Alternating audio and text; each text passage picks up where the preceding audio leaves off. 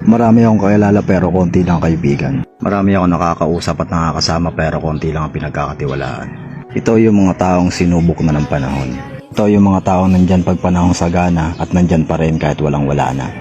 Hindi ko sinasabing yung mga tao na nalalapitan ko pag meron akong problema. Ang ibig kong sabihin is yung mga tao na nandyan pa rin kahit ako'y walang wala na. Ito yung mga tao na kahit wala kang kayang iambag, gusto ka pa rin kasama. Ito yung mga tao na hindi ka iiwanan sa ere kahit ang kaya mo lang ibigay, tawa at pakikisama. Yung mga taong walang pakialam kung meron kang dala, ang importante nandyan ka. Kasi sa totoo lang, meron mga taong ituturing ka lang na kaibigan kasi meron kang pakinabang. Yung mga taong sobrang babait lalo na pag merong kailangan. Kaya mag-iingat kayo.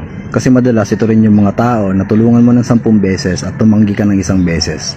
Magiging mayabang at madamot ka na lang bigla. Ito rin yung mga taong pag wala kang kayang ibigay, nalabas ang tunay na mga kulay. Kaya ako, di bale ng konti basta solido tsaka tunay.